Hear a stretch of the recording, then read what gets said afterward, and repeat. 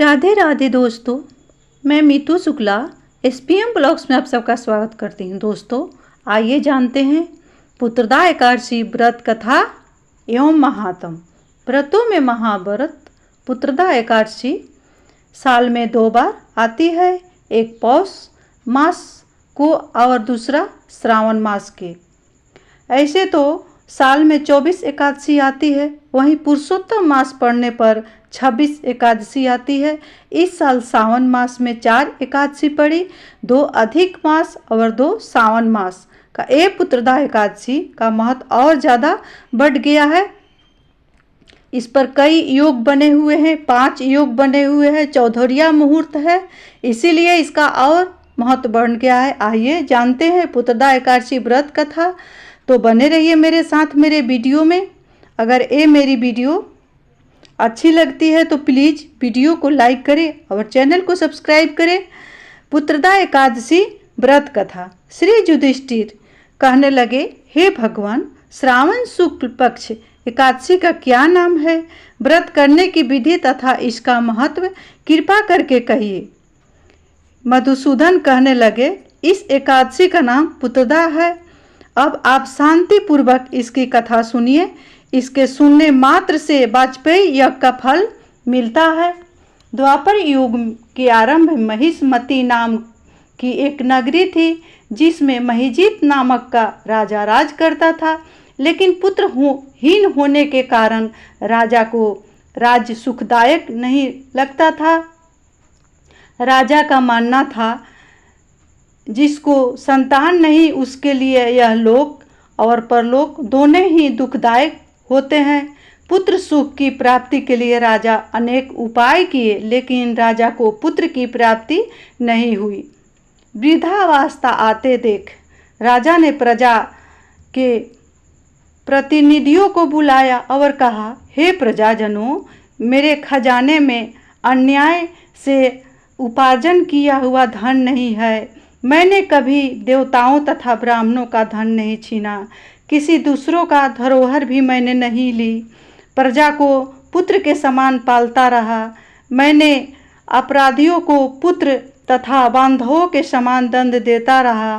कभी किसी से घृणा नहीं की, सबको समान माना। स्वजनों को सदा पूजा करता हूँ। इस प्रकार धर्म युक्त राज करते हुए भी मुझे पुत्र नहीं है, सो मैं अत्यंत दुख पा रहा हूँ। इसका क्या कारण है? राजा महिजीत की इस बात को विचारने के लिए मंत्री तथा प्रजा के प्रतिनिधियों वन को चले गए। वहाँ बड़े बड़े ऋषि मुनियों के दर्शन किए। राजा की उत्तम कामना पूर्ति के लिए किसी श्रेष्ठ तपस्वी मुनि को देखते फिरते रहे। एक आश्रम में एक अत्यंत वयोवृद्ध धर्म के ज्ञाता बड़े तपस्वी परमात्मा में मन लगाए हुए निराहार, जितेंद्रिय, जितात्मा, जित क्रोध, सनातन धर्म के गूढ़ तत्वों को जानने वाले समस्त शास्त्रों के ज्ञाता महात्मा लोमस मुनि को देखा, जिनका कल्प के व्यतीत होने पर एक रोम गिरता था। सबने जाकर ऋषि को प्रणाम किया। उन लोगों को देखकर मुनि ने पूछा, आप लोग किस कारण से आए हैं? निसंदेह मैं आप लोगों का हित करूंगा।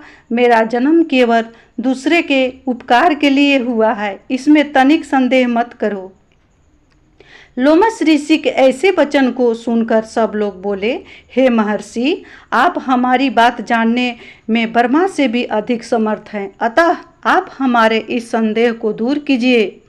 महिष्मतीपुरी का धर्मात्मा राजा महिजीत प्रजा का पुत्र के समान पालन करता है, फिर भी वह पुत्रहीन होने के कारण दुखी है। उन लोगों ने आगे कहा, हम लोग उसकी प्रजा है, अतः उसके दुख से दुखी हैं। आपके दर्शन से हमें पूर्ण विश्वास है कि हमारा यह कष्ट अवश्य दूर हो जाएगा, क्योंकि महान पुरुषों के दर्शन मात्र से अनेक कष्ट दूर हो जाते हैं। अब आप कृपा करके राजा के पुत्र होने का उपाय बताइए। यह वार्ता सुनकर ऋषि ने थोड़ी देर के लिए नेत्र बंद किए।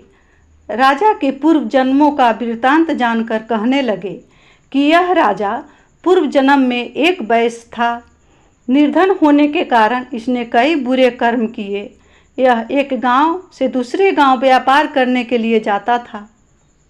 एक समय ज्येष्ठ मास के शुक्ल पक्ष की द्वादशी के दिन मध्याह्न के समय वह, जबकि 2 दिन से भूखा प्यासा था, एक जलाशय पर जल पीने गया। उसी स्थान पर तत्काल बच्चा दी हुई गौ जल पी रही थी। राजा ने उस प्यासी गाय को जल पीते हुए हटा दिया और स्वयं जल पीने लगा। इसलिए राजा को यह दुख सहना पड़ा। एकादशी के दिन भूखा रहने से वह राजा हुआ और प्यासी गाय को जल पीते हुए हटाने के कारण पुत्र वियोग का दुख सहना पड़ रहा है। ऐसा सुनकर सब लोग कहने लगे कि हे ऋषि, शास्त्रों में पापों का प्रायश्चित का भी लिखा है, अतः जिस प्रकार राजा का यह पाप नष्ट हो जाए, आप ऐसा उपाय बताइए। लोमस मुनि कहने लगे कि श्रावण शुक्ल पक्ष एकादशी को, जिसे पुत्रदा एकादशी कहते हैं, तुम सब लोग व्रत करो और रात्रि को जागरण करो, तो इससे राजा का पूर्व जन्म का पाप अवश्य नष्ट हो जाएगा। साथ ही राजा को पुत्र की अवश्य प्राप्ति होगी। लोमस ऋषि के ऐसे वचन सुनकर मंत्रियों सहित सारा प्रजा नगर को वापस लौट आई और जब सावन शुक्ल पक्ष पुत्रदा एकादशी आई तो ऋषि के आज्ञा अनुसार सबने पुत्रदा एकादशी का व्रत और जागरण किया। इसके पश्चात द्वादशी के दिन इसके पुण्य का फल राजा को दिया गया। इसके पुण्य के प्रभाव से रानी ने गर्भ धारण किया और प्रसव काल समाप्त होने पर बड़ा तेजस्वी तपस्वी पुत्र उत्पन्न हुआ। इसीलिए हे राजन, इस श्रावण शुक्ल पक्ष एकादशी का नाम पुत्रदा पड़ा। अतः संतान की इच्छा हासिल करने वाले, संतान की लंबी उम्र की कामना करने वाले, संतान की सुखी जीवन की कामना करने वाले मनुष्य को इस पुत्रदा एकादशी का व्रत अवश्य करे। इसके महात्म को सुनने से मनुष्य सब पापों से मुक्त हो जाता है और इस लोक में संतान सुख भोग कर परलोक में स्वर्ग को प्राप्त होता है। दोस्तों, इसी के साथ मैं अपने वाणी को श्री विष्णु भगवान के चरणों में विराम दे रही हूँ।